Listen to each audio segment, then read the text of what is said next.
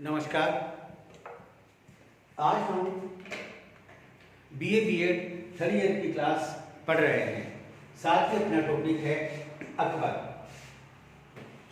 सम्राट अकबर, बादशाह अकबर। अकबर के पढ़ाने से पूर्व मैंने इस क्लास के पहले 3 क्लासें पढ़ा दी हैं, जिसमें अकबर का जीवन परिचय, उसकी प्रारंभिक समस्याएं, उनके समाधान, उत्तरी भारत की विजय, सीमांत विजय, दक्षिण भारत की विजय, अकबर के समय हुए विद्रोह, इन सभी को मैंने पढ़ा दिया है। नेक्स्ट, यह अकबर की नंबर 4 क्लास है। यह क्लास चौथी है। क्लियर? साथ ही इस क्लास में हम पढ़ेंगे अकबर की राजपूत नीति। कौन सी? अकबर की राजपूत नीति। अकबर की राजपूत नीति। क्लियर? अकबर की राजपूत नीति को पढ़ने से पूर्व जैसे मैं आपको बता दूं कि अकबर ने मरियम उजमानी आमेर की जो राजा थे, उनकी पुत्री थी, उनसे विवाह किया था और उन्हीं से उनके एक पुत्र हुआ था जहांगीर। क्लियर? इसी प्रकार अकबर से पूर्व जो मुगल बादशाह हुए बाबर और हुमायूं, उन्होंने राजपूतों का सहयोग क्यों नहीं प्राप्त किया? अकबर के समय में ऐसी क्या घटना घटी कि उन्होंने राजपूतों का सहयोग प्राप्त किया और संपूर्ण भारत पर अधिकार, अमूमन भारत पर, लगभग भारत पर अधिकार कर लिया। इसी क्रम में हम मुगल बादशाहों के पूर्व के राजपूत, इनके संबंध नहीं पढ़ेंगे। बस मुगल बादशाह में अकबर से पूर्व जो मुगल बादशाह थे, उनके संबंध को पढ़ते हुए अकबर की राजपूत नीति के सहयोग के कारण उनका परिणाम क्या निकला, किन किन राजपूतों ने अकबर के साथ संबंध स्थापित किए, उनके बारे में पढ़ेंगे। पानीपत के प्रथम युद्ध में इब्राहिम लोदी को परास्त करके बाबर ने भारत में मुगल वंश की स्थापना की थी। बाबर के लिए यह आवश्यक था कि वह अफगानों व राजपूतों पर विजय प्राप्त करे, क्योंकि तब वही भारत में स्थायी शासन कर सकेगा। अतः बाबर राजपूतों से निरंतर युद्ध में व्यस्त रहा, उन पर भी सैनिक प्रतिभा का प्रदर्शन करता रहा। बाबर का समकालीन मेवाड़ का शासक राणा सांगा था, जिसका संपूर्ण राजपूताने पर प्रभुत्व था तथा मुगलों के विरुद्ध वह राजपूतों का नेतृत्व कर रहा था। अतः दोनों के मध्य खानवा नामक स्थान पर 16 मार्च 1527 को युद्ध हुआ, जिसमें बाबर ने सांगा को परास्त कर दिया। इस प्रकार बाबर का राजपूतों से संघर्ष चलता रहा। 1530 ईस्वी में बाबर की मृत्यु के पश्चात उसके पुत्र हुमायूं शासक बना। हुमायूं यदि राजनीतिक सूझबूझ का प्रदर्शन करता तो राजपूतों का सहयोग प्राप्त कर सकता था। यानी हुमायूं इतना उच्च कोटि का राजनीतिक सूझबूझ नहीं रखता था, वरना वह राजपूतों का सहयोग प्राप्त कर सकता था और उसे अवसर भी मिला। भारत पर मुगल शासन स्थायी बन सकता था उसी के समय, किंतु उसने ऐसा नहीं किया। जिस समय हुमायूं गुजरात के शासक बहादुर शाह पर आक्रमण करने जा रहा था, उसे राजपूतों से मधुर संबंध स्थापित करने का सुअवसर मिला।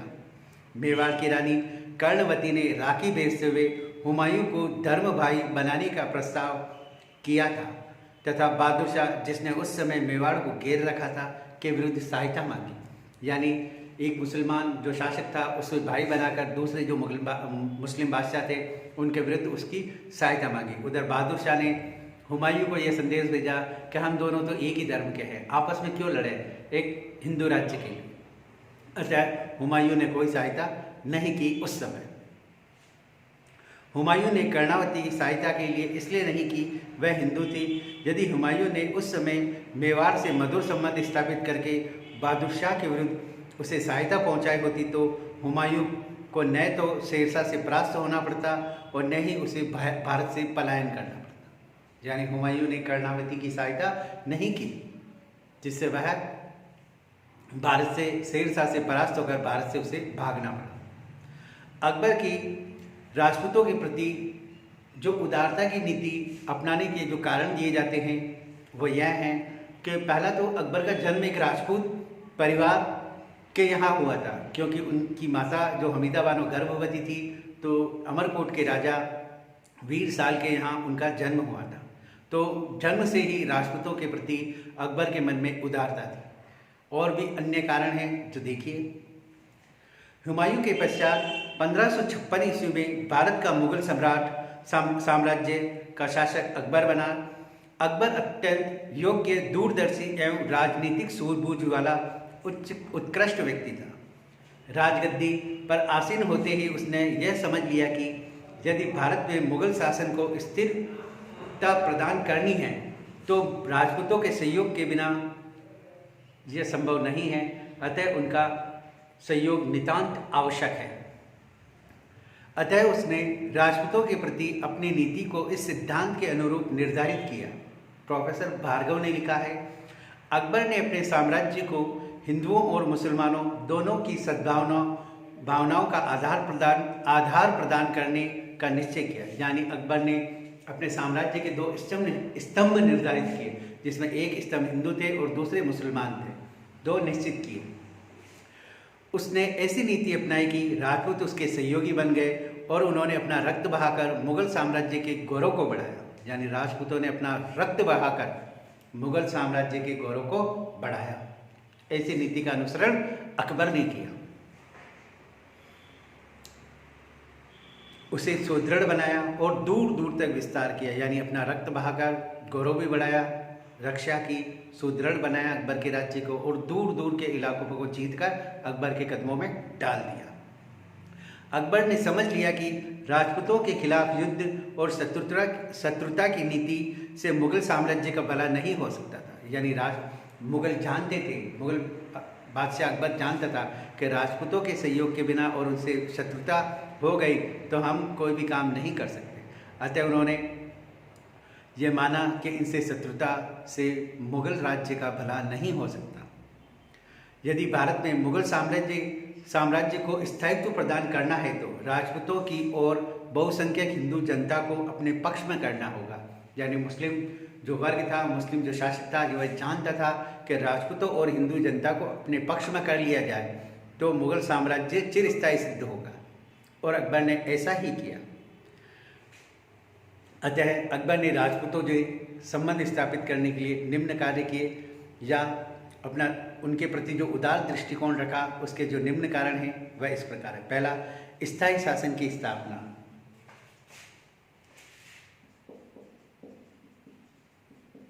स्थायी शासन की स्थापना। क्लियर? स्थायी शासन की स्थापना। अकबर भारत में स्थायी मुगल शासन की स्थापना करना चाहता था। भारत की जनता में हिंदू बहुसंख्यक थे, अतः स्थायी शासन की स्थापना के लिए हिंदुओं को अपने पक्ष में करना परम आवश्यक था। हिंदुओं का नेतृत्व राजपूत कर रहे थे, अतः राजपूतों से मधुर संबंध रखना आवश्यक था। क्लियर? यानी मुगल साम्राज्य स्थायी कब होगा? जब बहुसंख्यक जो जनता हिंदू है उन पर शासन स्थापित किया जाए, वह मेरी बात माने, और इनका जो नेतृत्व कर रहे थे वो राजपूत शासक कर रहे थे, हिंदुओं का नेतृत्व। पहला। दूसरा, राजपूताना की भौगोलिक स्थिति।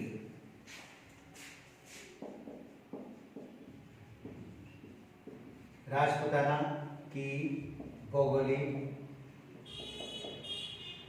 स्थिति। क्लियर? राजपूताना भौगोलिक दृष्टिकोण से अत्यंत महत्वपूर्ण था, क्योंकि उत्तर भारत से मालवा और गुजरात का रास्ता राजपूताना होकर ही जाता था। यानी दक्षिण भारत, गुजरात अगर जाना हो तो राजपूताना में से ही निकला जा सकता है या जाया जा सकता है, प्रस्थान किया जा सकता है। और राजपूताना में क्योंकि राजपूत शासन कर रहे थे, अतः मुगल गुजरात व मालवा में तब ही संबंध रखते थे जबकि राजपूताना के शासकों पर या तो उनका अधिकार हो अथवा उनसे संबंध नहीं हो। यानी दक्षिण भारत, गुजरात, मालवा, इन पर तो मुगल बादशाह ने पहले ही अधिकार कर रखा था, चाहे राजपूतों से संबंध स्थापित हो या ना हो, किंतु राजपूतों पर उनका अधिकार करना अनिवार्य था। प्रोफेसर भार्गव ने लिखा है, राजस्थान की भौगोलिक स्थिति इस प्रकार की थी कि अकबर उसे स्वतंत्र नहीं छोड़ सकता था। राजस्थान का प्रदेश मालवा और गुजरात के मार्ग में पड़ता था, अतः सैनिक दृष्टिकोण से इनका महत्व था। बिना राजस्थान पर प्रभुत्व स्थापित किए अकबर की योजनाएं एवं महत्वाकांक्षा मिट्टी में मिल सकती थी। अतः अकबर ने राजपूतों से मधुर संबंध स्थापित करने का प्रयत्न किया। यानी भार्गव जी कह रहे हैं राजपूताना की भौगोलिक स्थिति इस प्रकार की थी कि उन्हें स्वतंत्र नहीं रखा जा सकता था। अगर वह स्वतंत्र रहेंगे तो अकबर की जो नीतियां हैं, जो महत्वाकांक्षाएं हैं, वो धूमिल हो सकती थी। अतः राजपूतों से मधुर संबंध स्थापित करना अकबर के लिए अनिवार्य था। विदेशी सैनिकों की समस्या। अगला विदेशी सैनिकों की समस्या।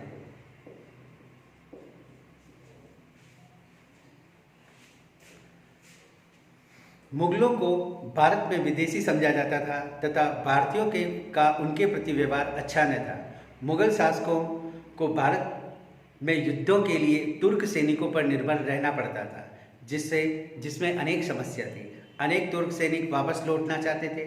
आर्थिक दृष्टि से भी विशाल तुर्क सेना रखना मुगलों के लिए उचित न था। अतः अकबर का विचार था कि राजपूतों से अच्छे संबंध रखे जाए तो उनकी वीरता का उपयोग किया जा सकता था। यानी अकबर की जो सेना थी वो तुर्क सैनिकों से भरी थी, और तुर्क सैनिक भी क्या है कि कुछ समय के लिए भारत में आते और वापस लौटना चाहते थे, और ज़्यादा से ज़्यादा सैनिकों को बुलाकर यहाँ पर रखा भी नहीं जा सकता, क्योंकि अकबर ने संपूर्ण भारत विजय की सोची थी। अब ज़्यादा सैनिक बुला लें तो उनका खर्चा कैसे उठाया जाए, कैसे सैनिकों को नियंत्रण किया जाए। अतः अकबर ये चाहता था कि यहाँ के सैनिक मुझे मिल जाए, और यहाँ के वीर सैनिक राजपूत थे और उनके बारे में उनको पता था। तो अतः किसी प्रकार राजपूतों से अगर मधुर संबंध स्थापित किए जाए तो विदेशी सैनिकों की समस्या का समाधान हो सकता था। यानी अकबर के राज्य में जो सैनिकों की जो प्रॉब्लम्स थी उनका सोल्व राजपूतों से संबंध स्थापित करके की जा सकती थी, उस परेशानी को हल किया जा सकता था।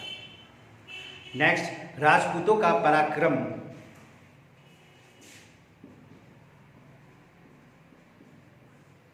राजपूतों का पराक्रम।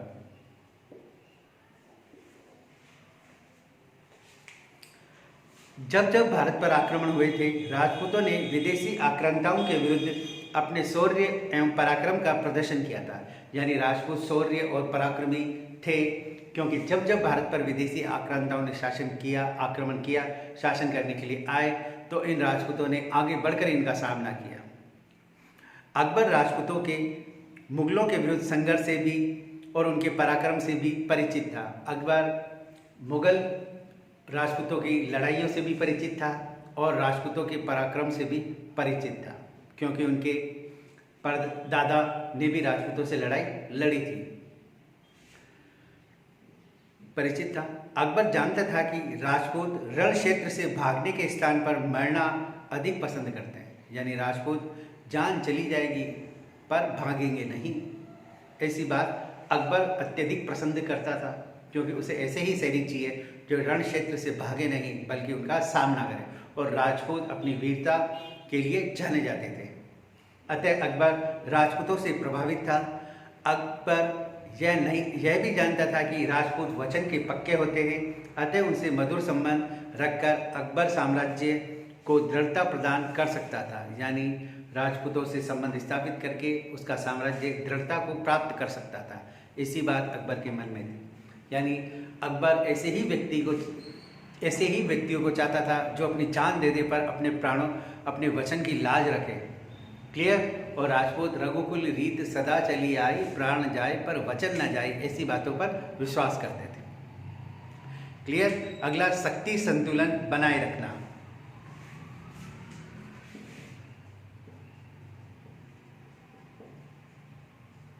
शक्ति संतुलन।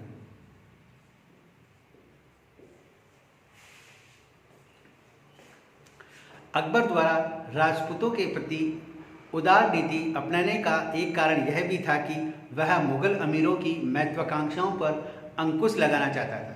यानी अकबर के जो दरबार में मुगल अमीर थे वह महत्वाकांक्षी हो गए थे और उनकी महत्वाकांक्षा पर वह अंकुश लगाना चाहता था। राजपूतों की सहायता प्राप्त होने से वह मात्र मुगल अमीरों की सहायता पर निर्भर नहीं रहा, यानी वह अपने लिए एक दूसरा स्तंभ तैयार करना चाहता था अकबर, जिससे मुगल अमीरों पर भी निर्भर नहीं रहा जा सके। यानी एक तरफ उसने राजपूत को तैयार किया और दूसरी तरफ अमीरों को तैयार किया। जो अमीर पहले तैयार थे उनको दबाने के लिए राजपूतों को खड़ा कर दिया। अब राजपूत एक तरफ हो गए, मुगल एक तरफ हो गए। अतः दोनों कोई महत्वाकांक्षी ना हो तो एक दूसरे पर उनका नियंत्रण, शक्ति संतुलन स्थापित करने का काम अकबर ने बड़ी चतुराई से किया। यानी अमीर भी विद्रोह ना करें और राजपूत तो वचन के पक्के होते ही हैं, विद्रोह करेंगे ही नहीं, तो अमीरों की महत्वाकांक्षाओं पर उसने अंकुश लगा दिया। इस प्रकार अकबर अपनी राजपूत नीति के मुगल अमीरों व राजपूतों के मध्य शक्ति संतुलन बनाए रखना चाहता है। यानी दोनों के मध्य शक्ति संतुलन बना रहे, दोनों एक दूसरे पर नियंत्रण स्थापित करें और अकबर का कार्य जो विजय है वो आसानी से हो जाए। इस तरह की बात अकबर सोचता था। अगला व्यक्तिगत कारण, अकबर के व्यक्तिगत कारण थे।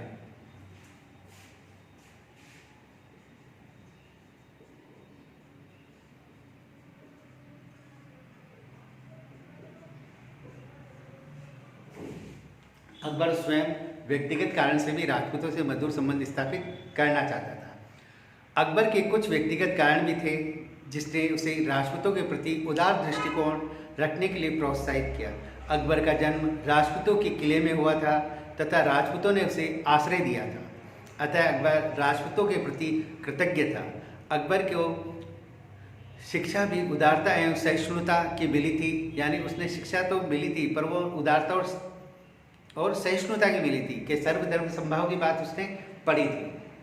अकबर पढ़ा लिखा शासक नहीं था, अकबर अनपढ़ शासक था और वह अपने हरम में एक पुस्तकालय रखता था, क्लियर, पर पढ़ा लिखा नहीं था, मिली थी, जिसने उसकी नीतियों को प्रभावित किया था। यानी राजपूत के यहाँ राजपूत दुर्गों में उसका जन्म हुआ था और उस राजपूतों ने उसे जन्म के समय आश्रय दिया था, तो वह सदैव इस बात को कृतज्ञ मानता था कि राजपूतों के साथ सहयोग की नीति अपनानी चाहिए। क्लियर, ये राजपूत नीति के जो अकबर के कारण थे कि उसने क्यों राजपूतों को सहयोगी बनना चाहा, वो मैंने आपको ये पढ़ाया।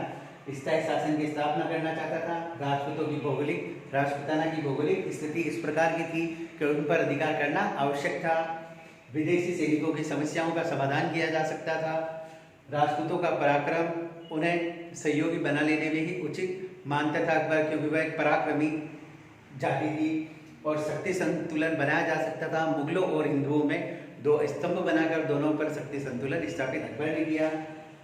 व्यक्तिगत कारणों में अकबर का जो जन्म हुआ था वो राजपूत परिवार में ही हुआ था, राजपूतों के दुर्ग में ही हुआ था और उसे आसरा मिला था। इन प्रकार से यह कारण थे कि अकबर ने राजपूत नीति का अनुसरण किया। राजपूत नीति के अंतर्गत अकबर के कार्य, ये तो उसके कारण रहे। अब नेक्स्ट अपन पढ़ेंगे अकबर की राजपूत नीति के अंतर्गत कार्य।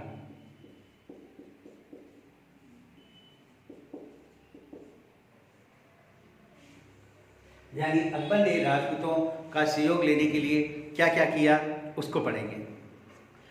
तो आपके सामने है 1556 में जिस समय अकबर राजगद्दी पर आसीन हुआ, राजपूतों की समस्या उसके समक्ष थी।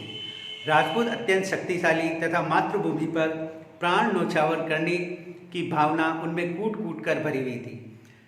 यह अकबर का सौभाग्य था कि राजपूताना अनेक छोटे राज्यों में विभक्त था। अतः अकबर के समय उस समय दो ही विकल्प थे। प्रथम तो यह कि संपूर्ण राजपूताना पर शक्ति द्वारा अधिकार करें, यानी एक तो शक्ति लगाकर संपूर्ण राजपूताना पर अधिकार करें, वह राजपूतों का नामो निशान मिटा दे, यानी इन शक्ति लगाकर राजपूतों का नामो निशान ही मिटा दे। दूसरा विकल्प था कि जो राज्य उसकी अधीनता स्वीकार कर ले उन्हें वह अपना मित्र बना ले, यानी राजपूतों के साथ जो राजपूत मेरी मित्रता स्वीकार कर ले या अब मेरे अधीन आ जाए उन्हें अपना सहयोगी बना ले, और युद्ध केवल उन्हीं राज्यों से करे जो उनका आधिपत्य स्वीकार न करें, यानी युद्ध मैं उसी से ही करूंगा जो मेरा आधिपत्य स्वीकार नहीं करे। अकबर ने दूसरा विकल्प को ही उचित चुना, यानी बगैर किसी लड़ाई के जो मेरी शरण में आ जाएगा उसे माफ़ कर दिया जाएगा, और जो मेरा विरोध करेगा और उसे मुझसे लड़ाई करनी पड़ेगी। अकबर यह निर्णय उचित ही रहा, क्योंकि उसकी पुष्टि इस तथ्य से होती है कि राणा प्रताप, जिन्होंने अकबर की अधीनता स्वीकार नहीं की थी, अकबर कभी भी शक्ति के द्वारा उन्हें झुका नहीं सका, क्योंकि अकबर ये जान गया था कि मैं राजपूतों को झुका नहीं पाऊंगा, और इसका उदाहरण था उनके सामने राणा प्रताप जी। उस अकबर ने पूरी शक्ति लगा दी, किंतु वह राजपूत शासक महाराणा प्रताप आजीवन अकबर की अधीनता स्वीकार नहीं की, न ही उनके पुत्र ने अकबर की अधीनता स्वीकार की। क्लियर? तो अकबर ये जानता था कि मैं इन्हें स्नेह से मित्रता बना लूँ, उसमें ही अच्छा है। यदि सभी राजपूत राजाओं पर अकबर शक्ति के द्वारा आक्रमण की चेष्टा करता तो उसके परिणाम का सहजता से अनुमान लगाया जा सकता है। यानी एक राजपूत शासक ने जीवन भर संघर्ष किया, तो सोचो सभी राजपूत शासक से अगर शक्ति के द्वारा उन्हें दबाया जाता तो वह सभी भी आजीवन संघर्ष करते, और अकबर का जो साम्राज्य, विशाल साम्राज्य स्थापित करने की जो महत्वाकांक्षा थी वह पूरी नहीं हो सकती थी। राजपूतों से अकबर का प्रथम संबंध उस समय स्थापित हुआ जब 1562 ईस्वी में मोइनुद्दीन चिश्ती की दरगाह के दर्शन हेतु अजमेर जा रहा था। यानी 1562 में अकबर आगरा से अजमेर आया था, और अजमेर में ख्वाजा मोइनुद्दीन जी चिश्ती की दरगाह पर जियारत करने। अकबर के रास्ते में सांगानेर नामक स्थान पर आमेर के राजपूत शासक भारमल कछवा ने अकबर के प्रति अपनी निष्ठा व्यक्त की। यानी जो आमेर, जिसे जयपुर भी कहते हैं, कि वहाँ के शासक थे भारमल, उन्होंने अकबर के सामने आकर अपनी निष्ठा प्रदर्शित की, यानी अकबर के से मित्रता का हाथ बढ़ाया, अकबर के प्रति अपनी निष्ठा प्रदर्शित की। वह अपनी पुत्री हरकाबाई का विवाह अकबर से किया, यानी राजपूत जो कन्या थी उसका विवाह अकबर से कर दिया गया। राजा बारमल की इस पुत्री ने जिस पुत्र को जन्म दिया वह जहांगीर के नाम से भारत का शासक बना। यह मैं आपको पहले भी बता चुका हूँ कि जहांगीर का जो जन्म हुआ, उनका जो ननिहाल था वो आमेर था, बारमल उनके नाना जी थे। क्लियर? बारमल को भी मुगल बादशाह से उच्च स्थान प्राप्त हुआ, यानी अकबर ने उन्हें उच्च स्थान दिया। वह अकबर के अत्यंत विश्वास पात्र व्यक्तियों में से बन गए और 3 पीढ़ियों तक उनके विश्वास पात्र बने रहे। इस विवाह का भारतीय राजनीति में विशेष महत्व है, क्योंकि इससे ही मुगल राजपूत संबंधों का प्रारंभ हुआ। इस विवाह के महत्व पर प्रकाश डालते हुए बेनी प्रसाद ने लिखा है, यह विवाह भारत की राजनीति में नवयुग का प्रतीक था। यानी अकबर और हरकबाई का जो विवाह हुआ था, जो भारतीय राजनीति थी उसमें एक नवयुग के उदय का प्रतीक था। क्लियर? इसके बाद अनेक राजपूत राजाओं ने अकबर से वैवाहिक संबंध स्थापित किए। अकबर ने अपनी राजपूत नीति के अंतर्गत निम्न प्रमुख कार्य किए। पहला, राजपूतों से विवाह किया, राजपूतों से वैवाहिक संबंध स्थापित किए।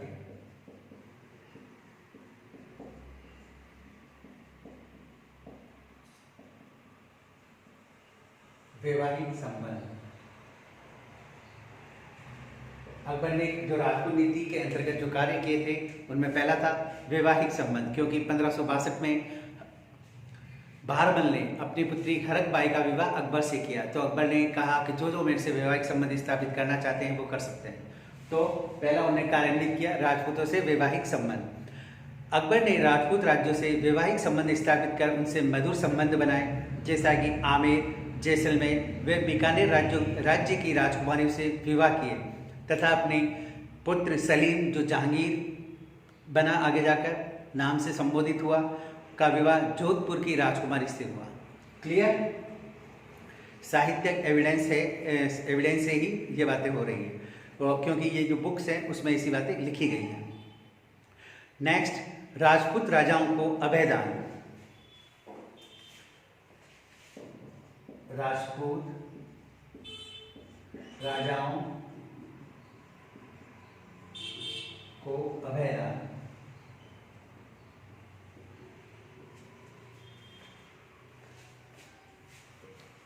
अकबर इस तथ्य से भली भांति परिचित था कि ये किसी राजपूत राज्य पर वह अधिकार भी कर लेगा तो वह स्थायी रूप से शासन नहीं कर सकेगा।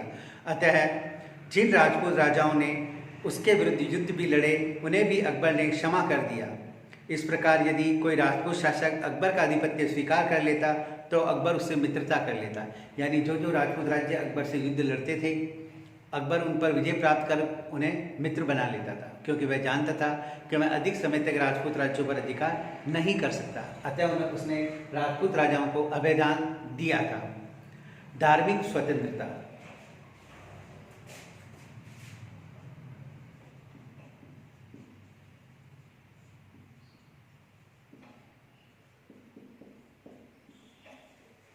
धार्मिक स्वतंत्रता। अकबर ने जिन राजपूत राजकुमारियों से वैवाहिक संबंध स्थापित किए उन्हें पूर्ण धार्मिक स्वतंत्रता प्रदान की।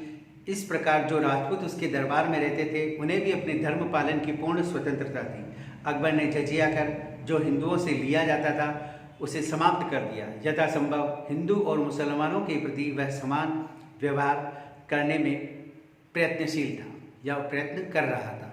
यानी जिन राजपूत राजकुमारियों ने अकबर से वैवाहिक संबंध किए उनको वह धर्म के क्षेत्र में स्वतंत्रता दे रखी थी, और जो उसके दरबार में नियुक्त अधिकारी थे, सामंत थे, मनसबदार थे, उनको भी अपने अपने धर्म का पालन करने की आज्ञा या परमिशन दे रखी थी। यानी अकबर का जो मुस्लिम धर्म है, इस्लाम का जो धर्म है, उसके प्रति उन्होंने कभी भी दबाव नहीं डाला, ना ही उन्हें इस बात के लेकर कभी प्रेरित किया कि आप अपने धर्म का पालन कीजिए, हमें इससे कोई परेशानी नहीं है। यानी उन्हें धार्मिक स्वतंत्रता प्रदान की, जो अच्छी बात थी। और हिंदुओं से जो कर लिया जाता था जजिया कर, धार्मिक कर था, वह भी अकबर ने समाप्त कर दिया। प्रशासन में राजपूतों का सहयोग।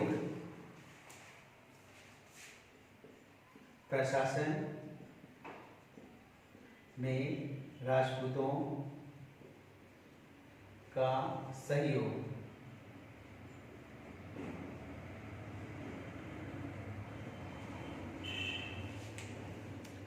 अकबर ने राजपूतों को विभिन्न उच्च पदों पर नियुक्त किया। यही नहीं, उसने अनेक युद्धों का संचालन भी राजपूतों से ही करवाया, जो उसकी राजपूतों में निष्ठा व राजनीतिक सूझबूझ का परिचायक थी। आमेर के राजा बारमल अकबर का इतना विश्वास पात्र था कि अकबर की राजधानी से बाहर जाने पर बारमल ही प्रशासनिक कार्यों को देखता था। यानी बारमल जी अकबर अगर राजधानी से बाहर जा रहे हैं तो उनके एब्सेंस में, उनकी अनुपस्थिति में सारा का सारा कार्य बारमल जी देख रहे थे। यानी राजपूतों पर इतना विश्वास हो गया था और प्रशासनिक कार्यों में उनको नियुक्त किया। इस प्रकार राजा मानसिंह का उदाहरण भी दिया जा सकता है। जैसे अकबर ने राणा प्रताप के विरुद्ध अभियान पर भेजा, अकबर ने अनेक राजपूतों को प्रांतीय सूबेदार नियुक्त किया। इस प्रकार राजपूतों ने अकबर को प्रशासनिक व्यवस्था करने में महत्वपूर्ण भूमिका निभाई और अपना योगदान दिया। यानी अनेक युद्धों में जब अकबर भाग लेने जाता था तो राजपूतों को ही मुख्य सेनापति और उन्हें सामंत नियुक्त करता था, जिससे वह आगे बढ़कर युद्ध लड़े। और इसका उदाहरण जब हल्दी घाटी का युद्ध हुआ था महाराणा प्रताप राजपूत के विरुद्ध, अकबर ने मान सिंह कछवाहा को भेजा कि आप जाइए और महाराणा प्रताप से युद्ध लड़िए। यानी राजपूतों पर अकबर विश्वास करता था और उन्हें अनेक युद्धों में नेतृत्व करने का अवसर प्रदान किया। दुर्गों में फेरबदल।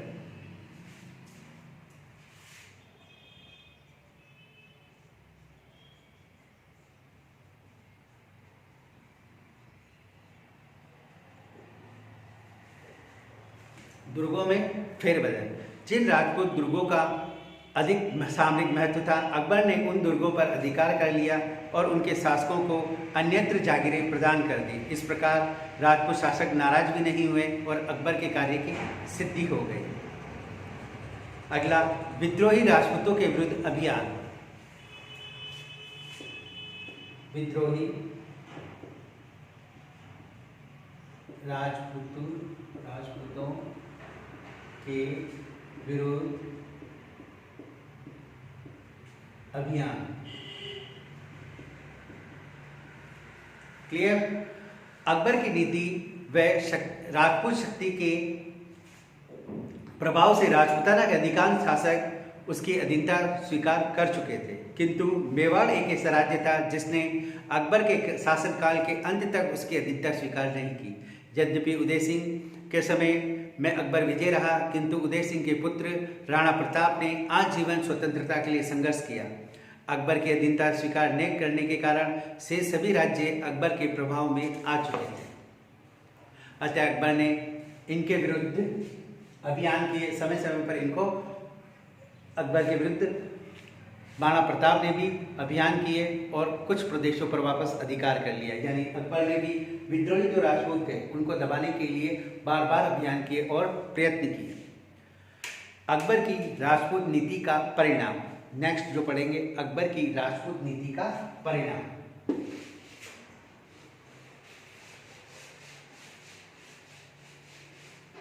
नीति का परिणाम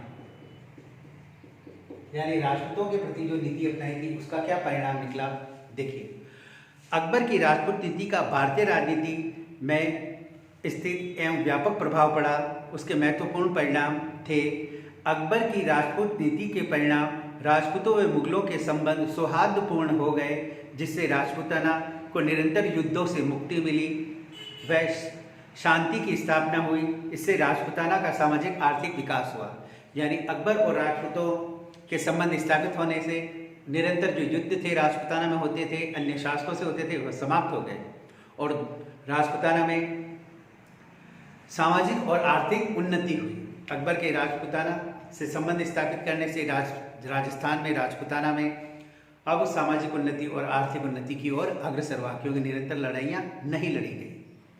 राजपूत नीति के परिणाम में राजपूताना पर अकबर का आधिपत्य स्थापित हो गया और उसे उत्तर भारत में राजनीतिक एकता की स्थापना हुई। यानी राजपूताना पर अधिकार होने से अब अकबर की राजपूताना पर अधिकार होने से उत्तर भारत की जो एकता है वह स्थापित हुई।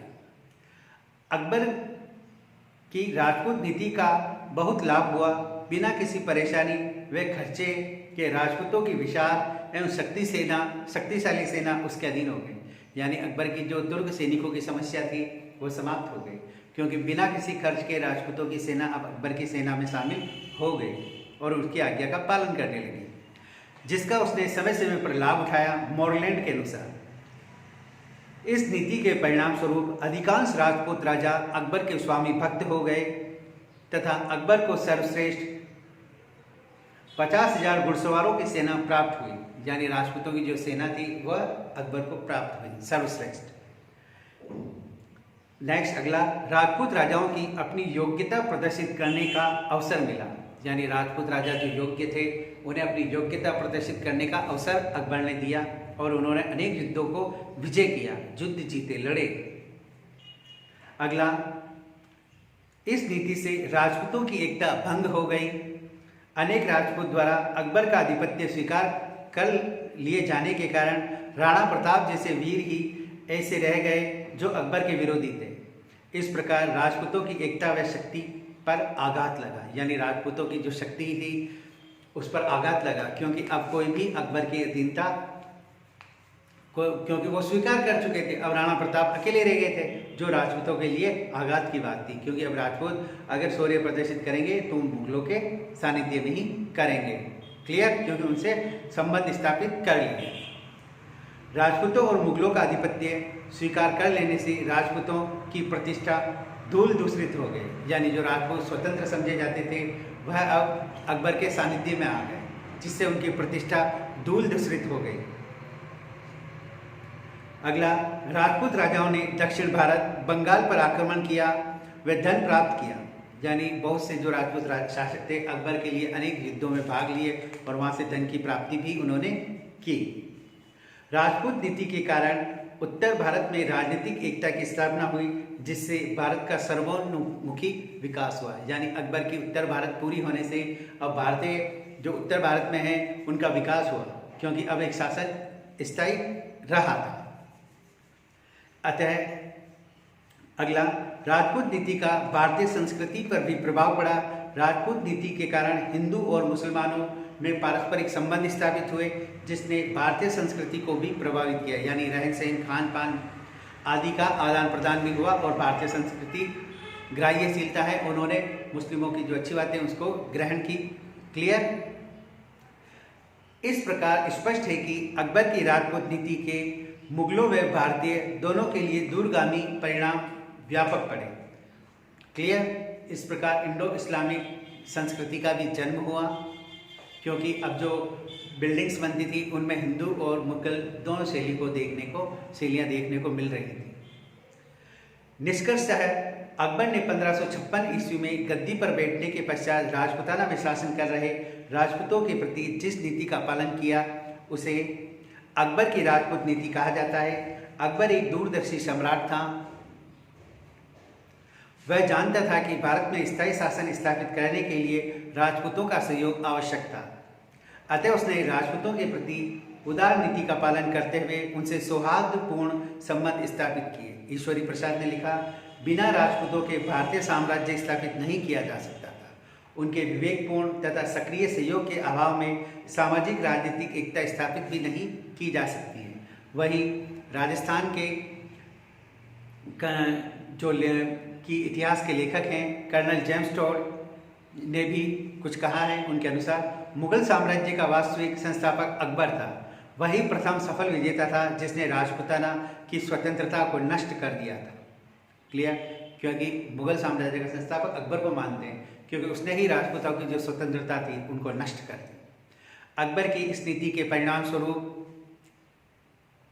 एक नवीन युग का सूत्रपात हुआ और मुगलों का भारत में केवल स्थायी शासन ही स्थापित नहीं हुआ, वरन मुगल सम्राटों को वीर एवं पराक्रमी राजाओं की सैनिक व कूटनीतिक सेवाएं भी मिलती रही। यानी अकबर की जो राजपूत नीति थी वो अकबर के लिए फलदायक साबित हुई, क्योंकि उन्होंने राजपूतों को अपना सहयोगी बनाकर प्रशासन में उन्हें पद देकर प्रतिष्ठा देकर राजपूतों का मान बढ़ाया।